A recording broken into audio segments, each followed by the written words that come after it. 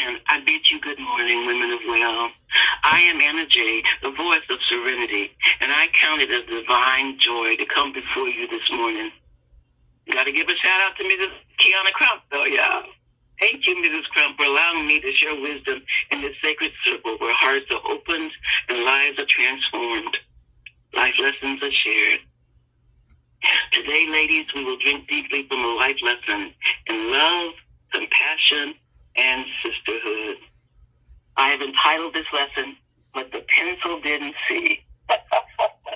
Did y'all hear that? But the pencil didn't see. Probably wondering what that means, right? Okay. Well, women of well, allow me to take you into a story that is simple but deeply spiritual. It's a story about a pencil and an eraser. You see, Pencil didn't like eraser. Every time Pencil poured out her ideas, her dreams, her thoughts onto the paper of life, eraser would come behind her, gently, softly, and erase parts of it. That deeply frustrated Pencil. Why was eraser always changing what she had written? Why did she keep showing up, smiling, and it felt like she was taking something away? And to make matters worse, Pencil noticed something else. The more she wrote, the smaller she became, so she had to keep sharpening her point. The more she gave, the more she poured out, the more worn down she became. Can you guys relate to that? Are you that woman who's giving and pouring out and feeling unnoticed and unappreciated? So Pencil thought to herself, why do I have to be the one to do all the work? Why does eraser get to come behind me and fix everything? Yeah, Pencil was upset, y'all. She was a little pissed off. Finally, Pencil couldn't take it anymore. So she turned to eraser and said, I don't like you. You're always erasing what I've written. And you smile like everything's okay.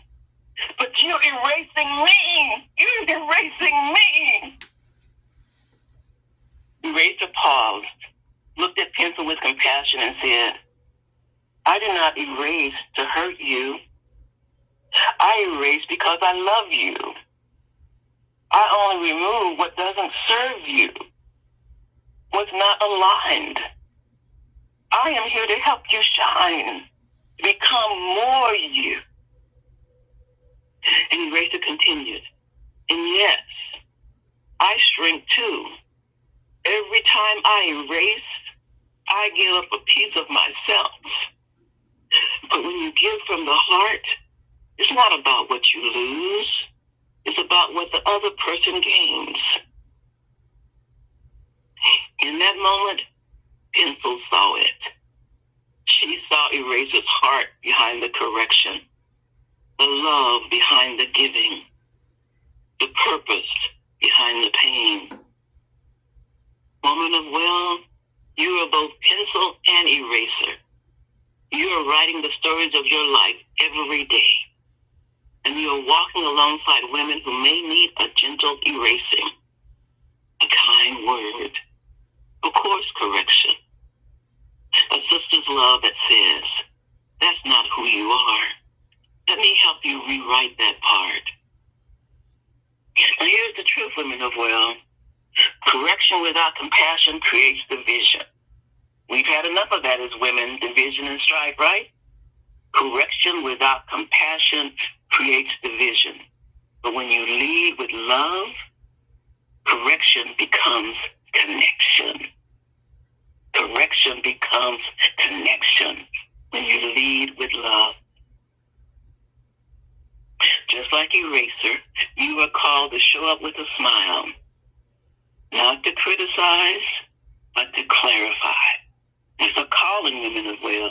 You're called to show up with a smile, not to criticize, but to clarify, not to erase someone's worth. Do you hear that? You're not showing up to erase someone's worth, but to gently guide them back to the truth of who they are in Christ Jesus. That's a calling on your life. to gently guide them back to the truth of who they are in Christ Jesus, the Christ that you see in them. So, women of well, like pencil, you must learn that getting smaller is not a punishment. It is the result of pouring out,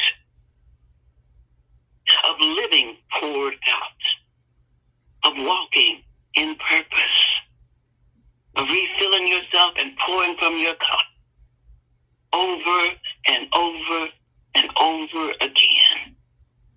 You must learn that getting smaller is not a punishment. It's not a punishment.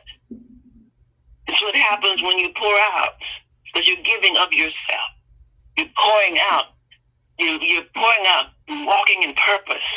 You're pouring out from your life. Because real sisterhood means sometimes you will shrink in service. Oh yeah, you're going to need those moments of quiet to refill. Because as you give out, it feels like you're shrinking. But know, women of well, that heaven records every act of love that you commit. Okay, are you committing acts of love? Know that it's been written in the records of heaven. Heaven records every act of love. Every act of love. In John 15:13, it reminds us, greater love has no one than this, than to lay down one's life for his friends. Are you laying down your life for a friend? Are you speaking life into someone? Are you showing them how they can be better? Are you giving? The whom has been freely given, let him freely give. Come on now. The greatness within you, share it and shed it abroad. Now that verse in John 15:13 isn't just about physical death. Everything's not black and white, okay? Greater love has no one than this, than she would lay down her life for her friends. It's not about physical death only. It's about the daily dying. The daily dying. The dying of ego. The dying of me first.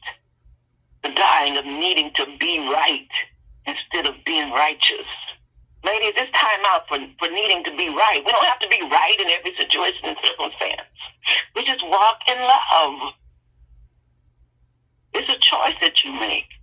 Okay? That verse, John 15:13, greater love is no one than this, than she would lay down her life for her friends.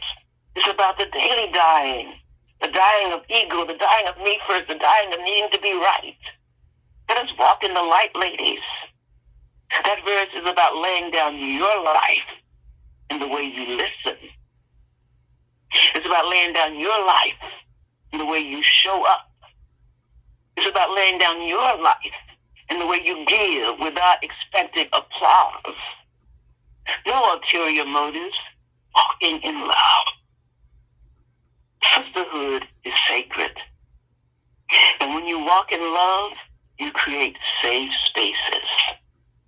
Spaces where correction feels like compassion and feedback feels like faith speaking truth in love. Did you hear that, ladies? Sisterhood is sacred.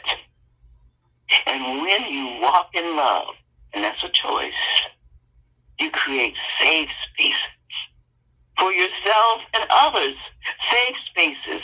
Spaces where correction feels like compassion and feedback feels like faith speaking truth in love. The love that people can receive.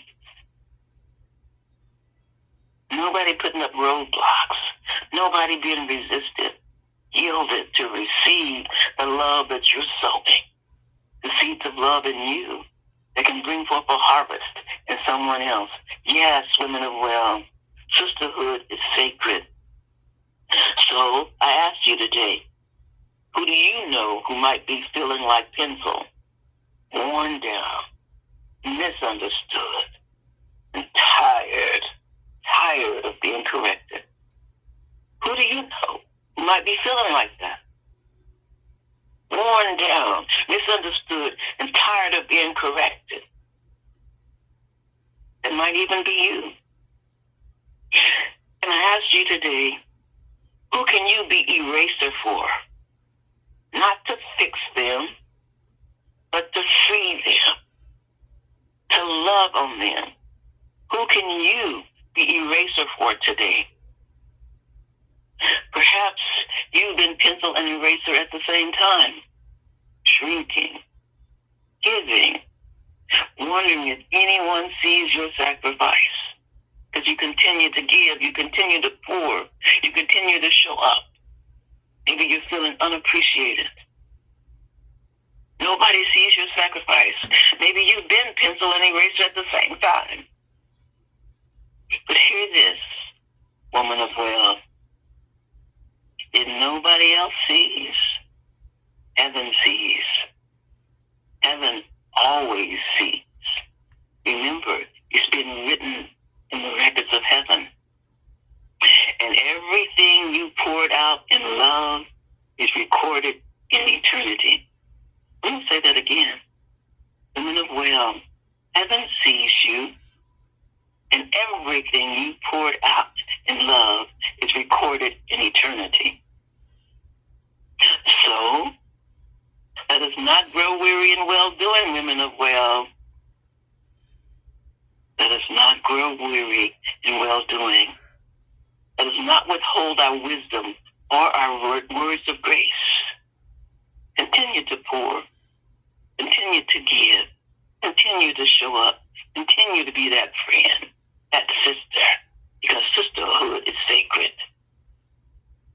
And in a world full of noise, women need love-led correction and spirit-filled compassion more than ever before.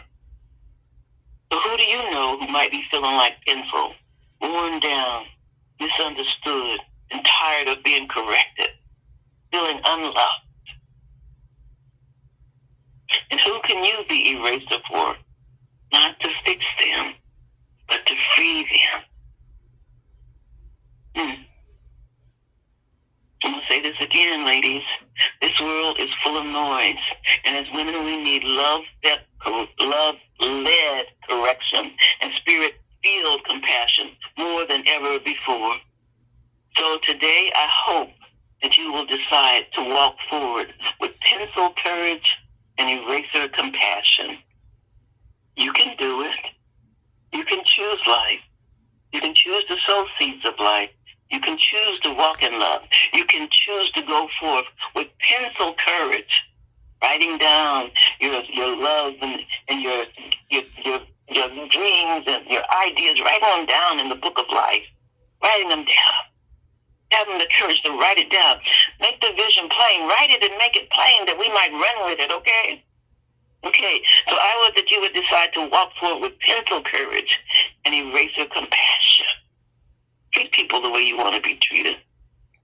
Okay? Write your story boldly. Love deeply and serve freely is your choice. Because every day, whether you're conscious of it or not, you're writing your story.